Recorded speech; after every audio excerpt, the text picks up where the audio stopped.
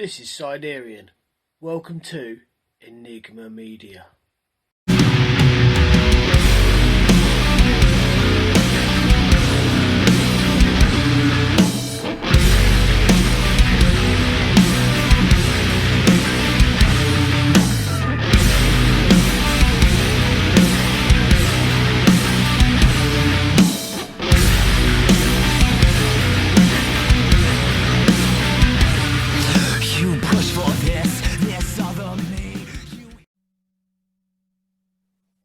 What up, headbangers? How you doing? I'm Robb, and welcome to the Greasiest of all time. Today we're chilling with Tiny Tree, a two-piece band out of Michigan. How are you guys doing? Good. How are you?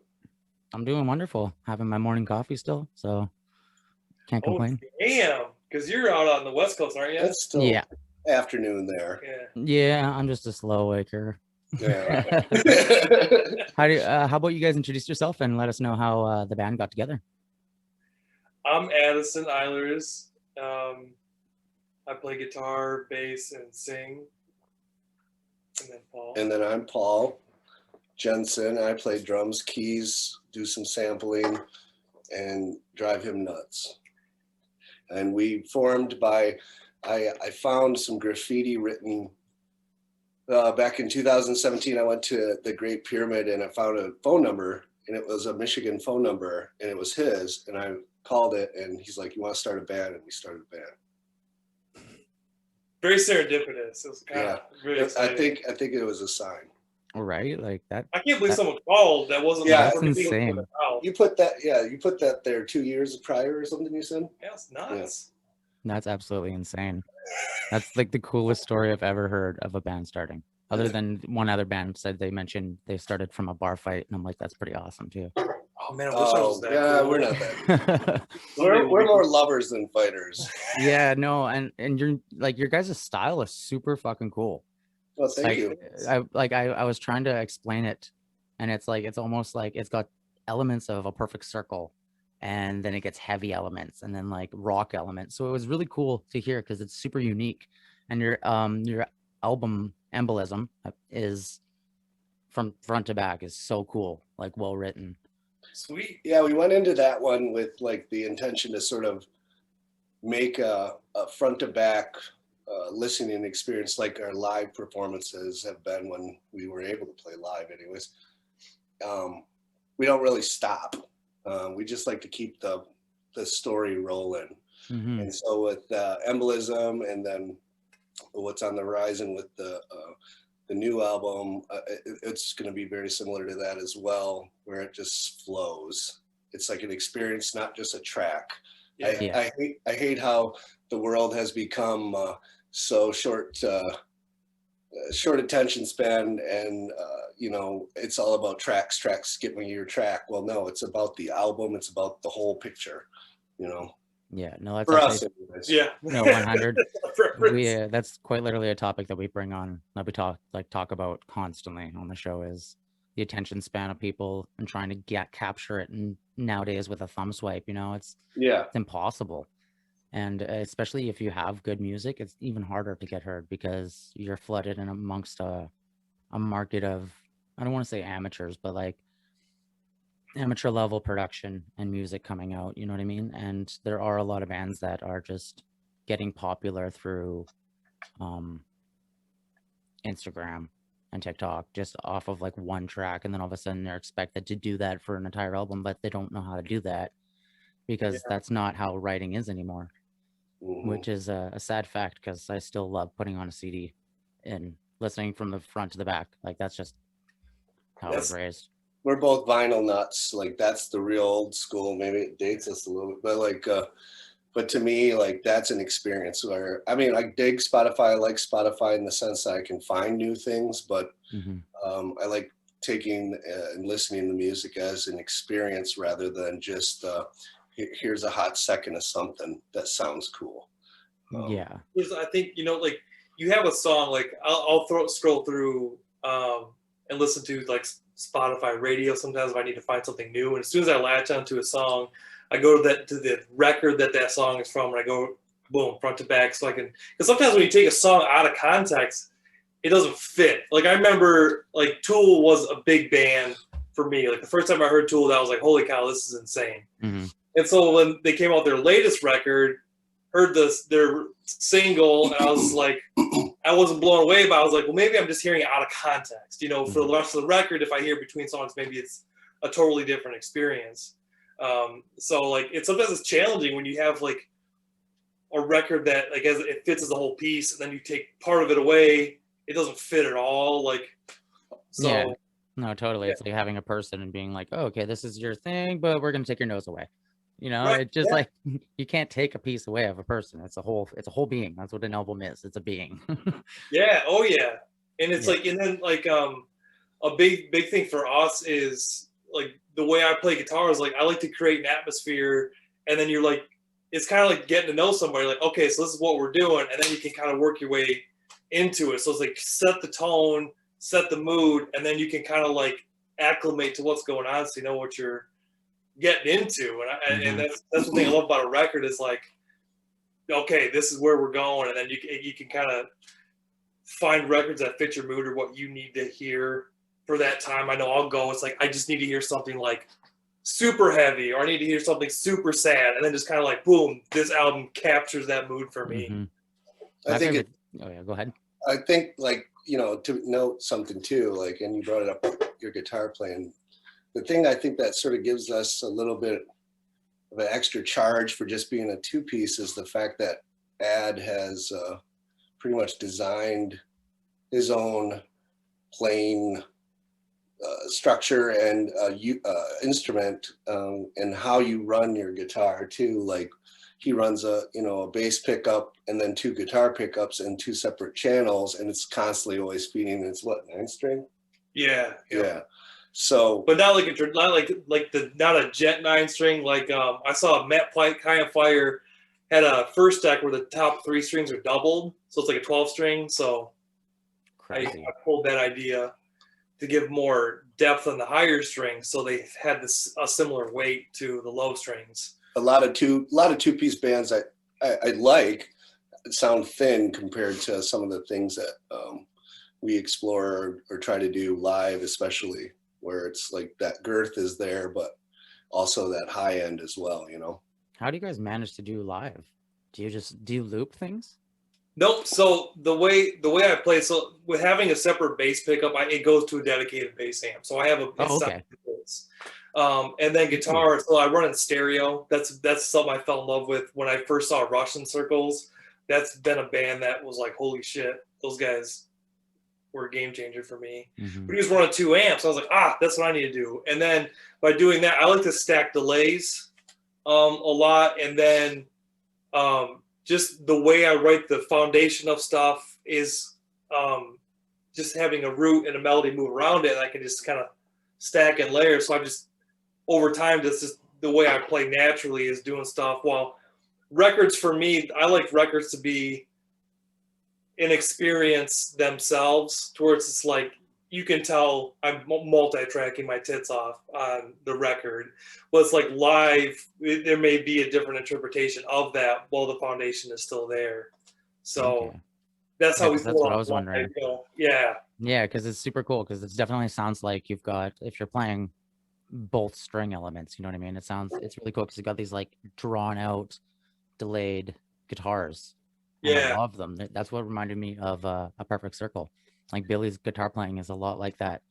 So sometimes there's some layering too, like with a sample. Yeah, from a key sample that I've written, or even playing the keys and then switching to drums really quick depending on the song. Sure. That type of thing. So just the layering, I think, is what gives it that fullness. Plus, we're louder than shit. That's a big thing. Another thing I've become a fan of is just have noise going. So it's like I'll have delays that just drone in the background that just fills the space. So while the melody's going on or something else, it just doesn't feel like dead space, because there just may just be some kind of underlying feedback that's happening naturally that just makes it sound full. Yeah, it's super trippy. Yeah, we are loud. Yeah, I run 400 watt amps all dime. So, or 200. That's goosem, baby. Mm-hmm. Go big or go home. Exactly. That's fucking crazy.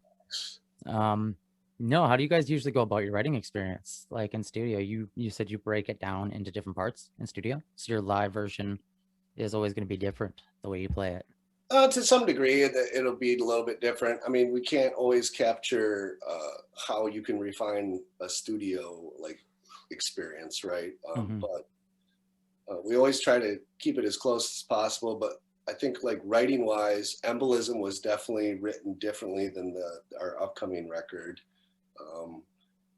Our upcoming record, we sort of just took it at and wrote the whole thing in a matter of a few weeks. We had some ideas and stuff like that we had been working on or even playing prior, but like with Embolism, a lot of those tracks were formed out of jams and stuff that we would perform live that we took a recording of and we're like, wow, this is sort of cool. Let's work with this. And I remember one tour, what was it? The fall tour in, was it 2020? I don't remember. What year is it right now? 2021, right? Yeah, sure. I think so. A couple years back, we went on tour and we basically jammed out this idea at the end of one of our songs, and it grew as the tour progressed. And that jam sort of ended up becoming the song "Drowning" that you hear at the end of Embolism. But as far as the way that we write, we jam everything. Yeah. So we just show up and then we start playing. We'll be like, that's cool, let's explore that. And then it's like every time we get together, we just jam. That turns into a song. We've never been able to do I don't get me wrong, I appreciate the people that can do it, but like the sharing ideas back and forth type of thing, it doesn't really work for us. We'd rather be in the same room, sort of feeding off each other, like you get a vibe off of somebody when you're playing with them. Yeah, 100%. So. No, that's like my first band. Well, my first, not very first band, my first favorite band that I performed in. We had no genre. We had a reggae song, a hip hop song, rock song. It was just we did whatever we wanted, but yeah, there was no limits. It was really cool.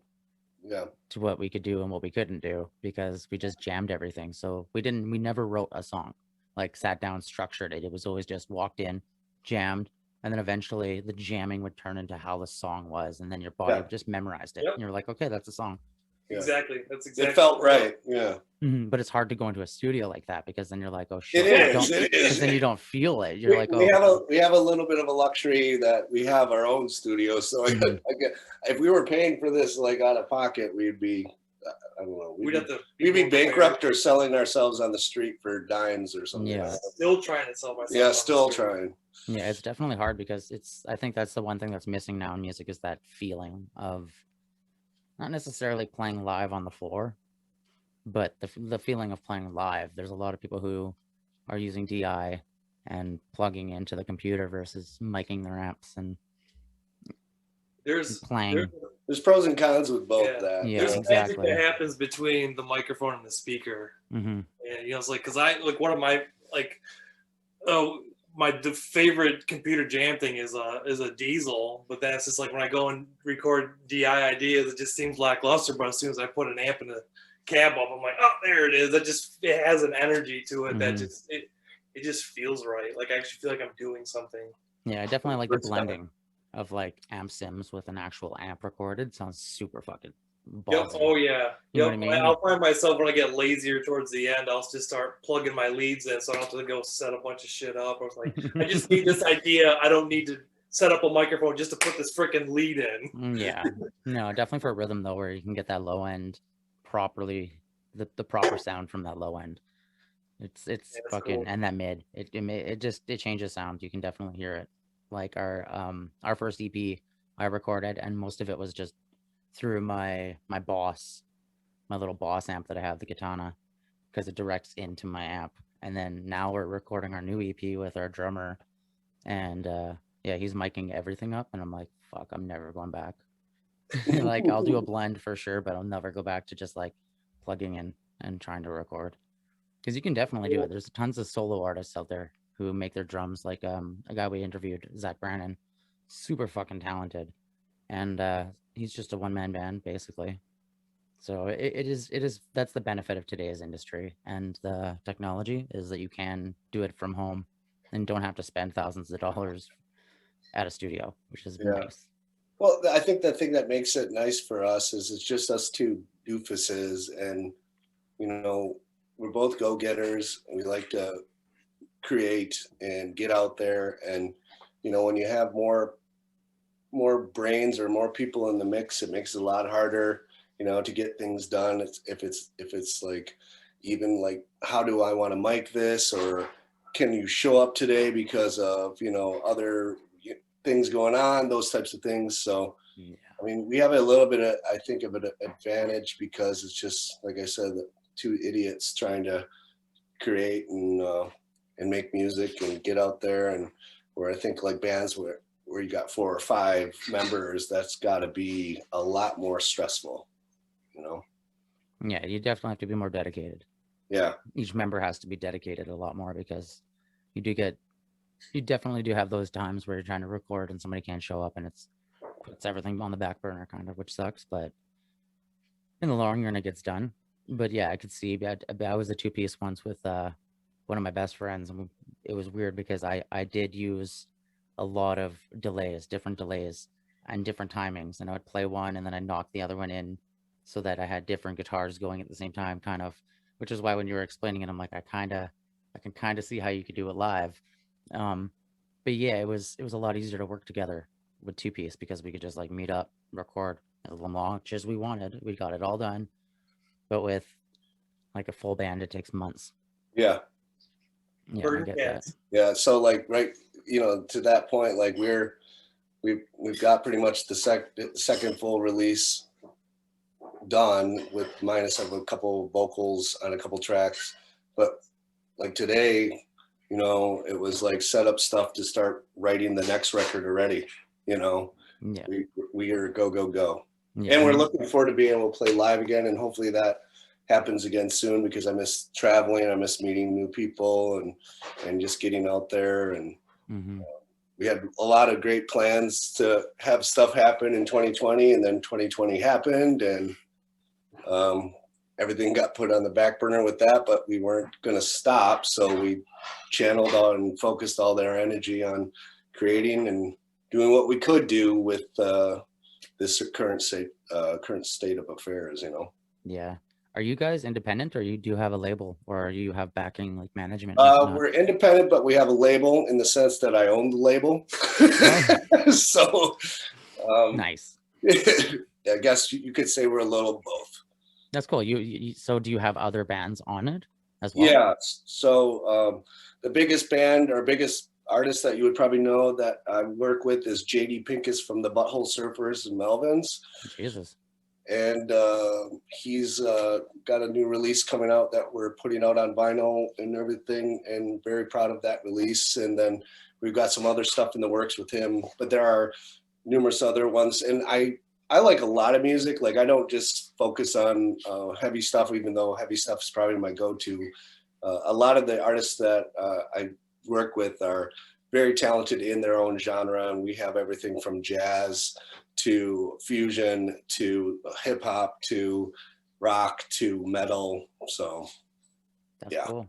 I attempted that whole try and run a record label when I was like 22 years old, 21, 22. And we did pretty good for like 4 years, and then I realized a lot of things that I messed up on. It's rough. Now, I mean, looking back, I'm like, whoa, I didn't know what the fuck I was doing at all.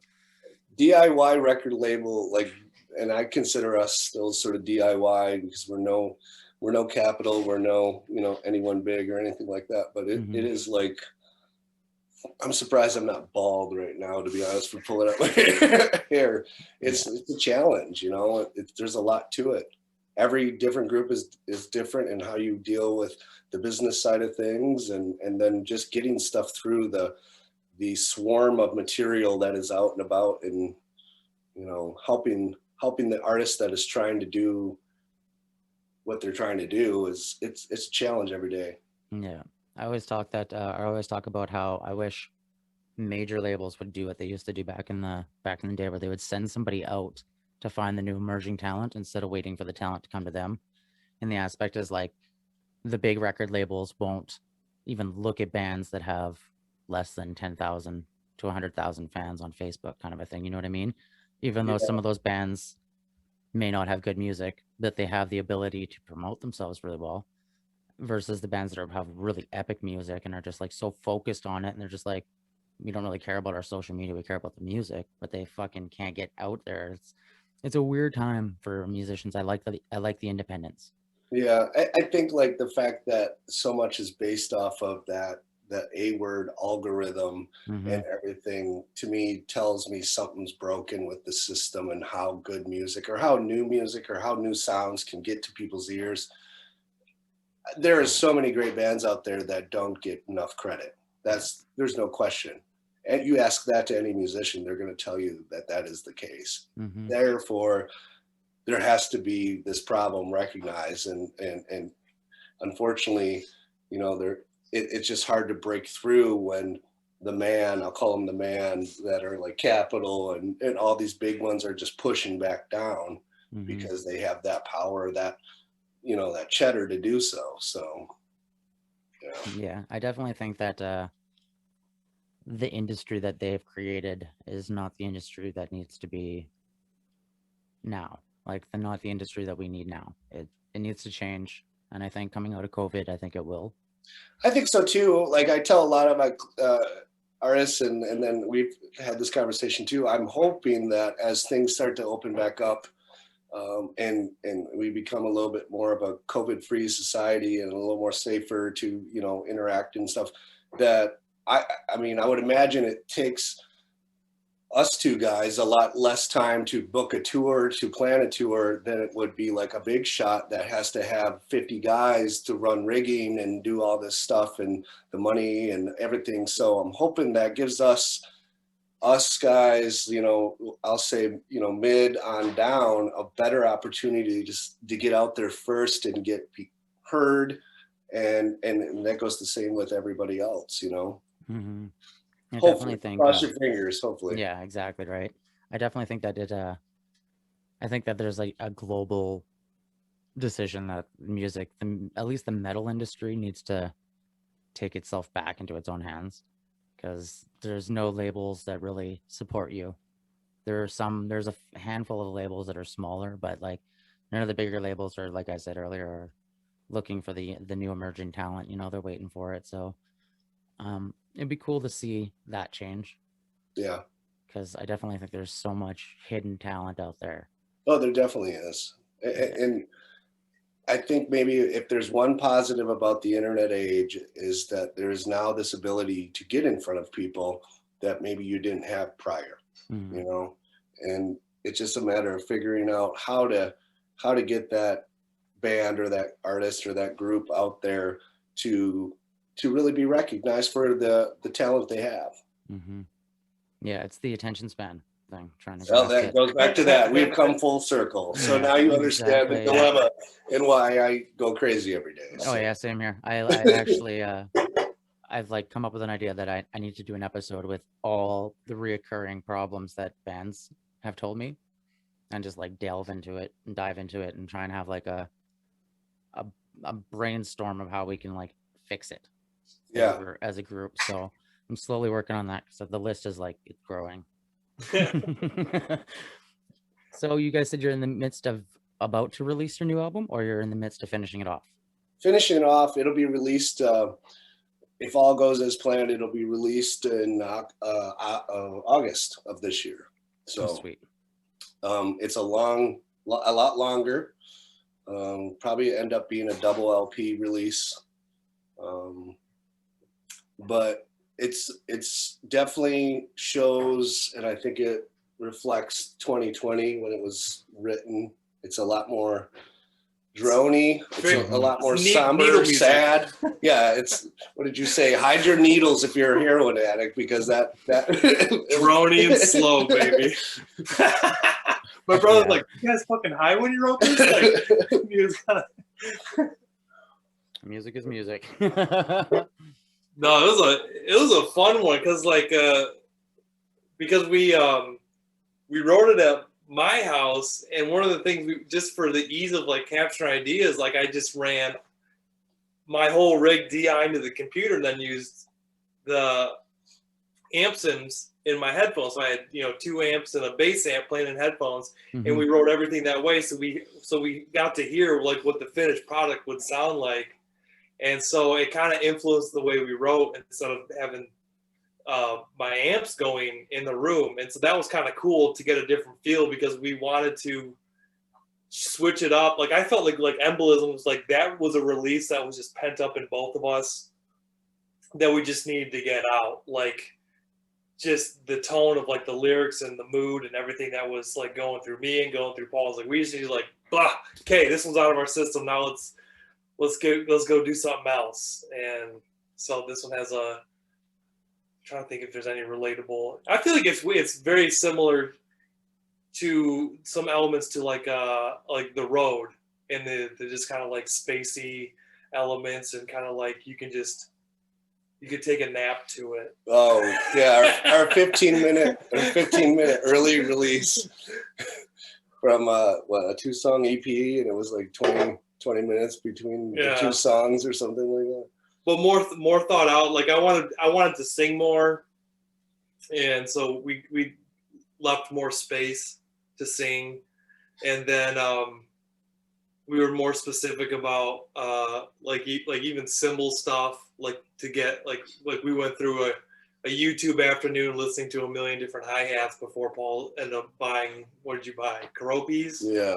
Something that would sit better in the song. So it's like we were real purposeful about the tones that we captured, and simplified things a lot. And I think that stemmed from how I hated the cymbal sound on Embolism, or at least how we captured it, and I wanted it to sit better in the pocket, so it wasn't overbearing when I was open. But like, I felt like on Embolism, the hi-hat cymbal sort of screeched everything out, and so just we really nitpicked on this one, and it's been fun, but like I said, like today we're setting up to start writing another one. How it is. You write a record, you're already bored with it. We're bored with it already. It's not even out yet. So. No, 100%. We haven't even released our EP, and we're already thinking about the full length. So yeah, I totally get it. Classic musician, right? You're like, oh, you haven't heard the new stuff yet. We haven't even released our last song. Exactly right. It's funny because it's so true. Musicians are just like always going, especially like our guitar player. He's like always writing new stuff and then sending an idea, and then the next day sending another one. You're like, are we ever gonna like turn them into a song, or are they just ideas? Because he eventually like merges them together, and the songs are just like, what the fuck? They're so trippy. He's got a really unique guitar style. Cool. That I'm kind of like glad that he's in our band, because I've never like met a guitar player personally that's that good. And so I'm like, yes, you are ours. That's awesome. Yeah, he's a wicked guy. And locked in your basement right now. Yeah, no, you locked him up. You can't go out. Yeah, exactly. Yeah. And he's locked up in Nottingham. Actually, he's in the UK. Oh, okay. Yeah, he was here. He'll eventually come back, but COVID kind of, the immigration status didn't go through right away, so it kind of sucked. Yeah. But we luckily can write still across, because that's how we have to do it. We've done that since the beginning. But I noticed that the songs that we do sit down and jam together kind of have been the best. Cool. Yeah. Yeah, for sure. That's one thing I feel like is a bonus, is like, because we've had to figure out how to write music, or so many people have had to figure out how to write music through a computer. That's like tools have been developed to make that a reality, which I think is so cool. Yeah. And like, plus what I have been loving is like there's been lots of sales on plugins and stuff like that. So it's like when COVID hit, I was like, I bought some amp sims and freaking drum stuff. So I'm like, this is badass. I loaded up on that shit. Yeah, no, for sure. If there was anything you guys could change in the industry, what do you think it would be? Oh, man. Oh, geez, that's a heavy hitter. Yeah, especially for you, because you've got a different perspective being I've got 2 perspectives on that. I would love to be able to make a living being a musician. I think that'd be cool. Right? Even if it was like a base wage, like, oh, you get paid like $19 an hour to be a musician. I'd be like, fuck yeah. That'd be killer. Oh yeah, I'd love that. That'd be super cool. Again, that would be mine. If I could survive playing music, that'd be rad.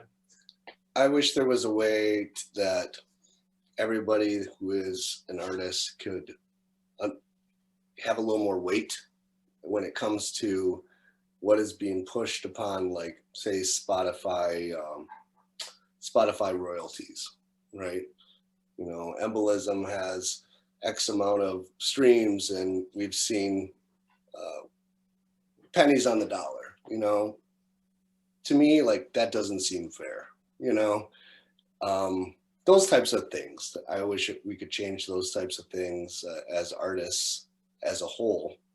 From a label perspective, you know, I wish it was easier always to break some of these artists that you believe in to come through the weed of talent that's out there, right? And get it to people's ears. That's always a challenge. And yeah, so I mean, there's a lot, but I'm sure there's a lot more to it than that. But like, those are a couple things just right off the top of my head that I can think of. And then I really do want to just play live again. That's what we miss the most. Like when we would tour and do 2 weeks here or 2 weeks there, whatever, it was like, that was the best. And meeting people, like I said, not being fearful of spreading COVID or getting somebody sick or getting sick yourself. And, you know, that I would love to see just this thing settle down. We've dealt with it, and now it's time to move forward, you know?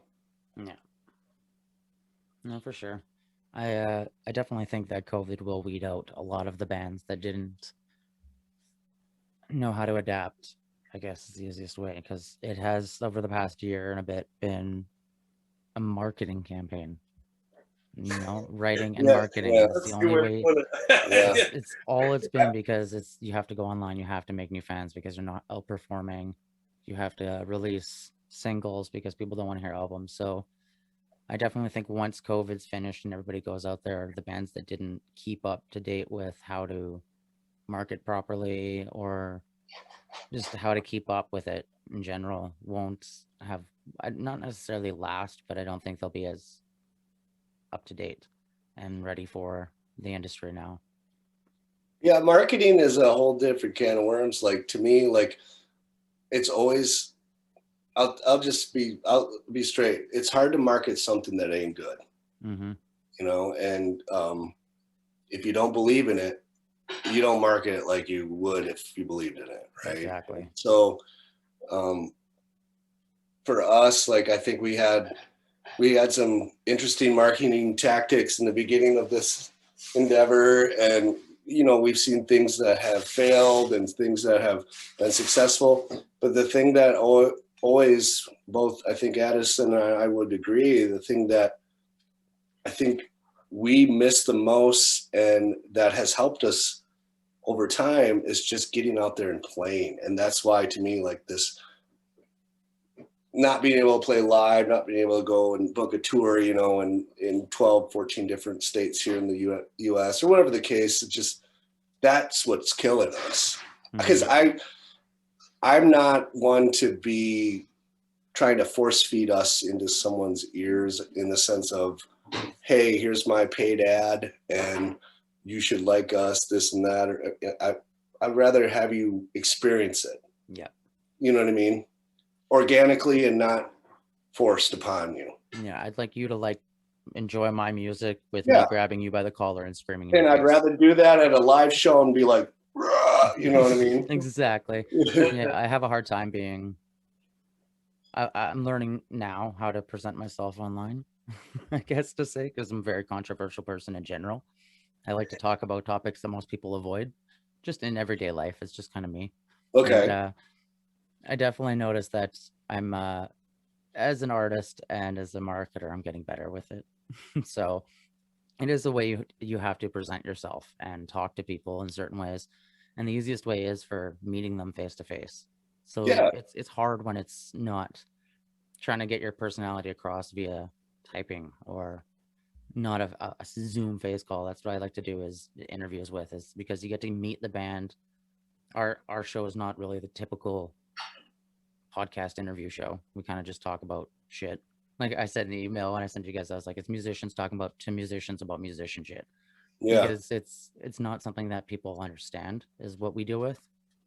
or and on so many levels too, not even just having to book a show. Like booking a show, people don't even know what is behind that, you know what I mean, unless they've done it. There's so much to just behind getting a single show and people in the door. Yeah. And nowadays people don't even want to do that. They think $5 is too much for 5 bands. That's $1 a band, you know what I mean? Like, it's sound equipment alone costs tons of money just to rent. So Yep. Oh yeah, that's something we've had conversations about. Where it's like, it's just ticket prices. Like, come on. Yeah. Like, I remember being a kid going to shows and being like, "Oh, dude, I'll pay $10. Hell yeah, we're gonna go see bands. 7? Cool, I'm there." exactly. No, that's exactly what I used to. I used to hitchhike from Penticton to Kelowna just to see local bands for $10 because Yeah. it was fun. Like, what's more fun than crowd surfing in a church? It's an experience, man. Yeah. Yeah, no, for sure. Is there anything you guys want to say before we wrap up? Thanks for having us, man. Yeah. This is sweet. Yeah, no worries. Anytime. Fun. Definitely when you guys release your new album, I'll have you back on so we can talk more about it. Sweet, man. Cool. Thank you. No worries. I'll put all your guys' links too in the description and stuff so that people can find you. Cool. Cool. Appreciate that. Yeah. Cheers, man. Yeah, no worries, guys. You have fun writing your new album. He's got to finish it. Right? We can't wait to Your hear. vocal's done, jerk. Right? Yeah, we can't wait to hear the new one so that we can hear the new one you're writing. All right, guys, you stay safe, and I'll talk to you soon. All right, talk to you later. See ya. Bye. Hey guys, thanks for watching the video. Don't forget to like and subscribe. And hit that little dicky bell because you don't want to miss out on any of the motherfucking shit we drop in. Right, Norman? Absolutely, Rob.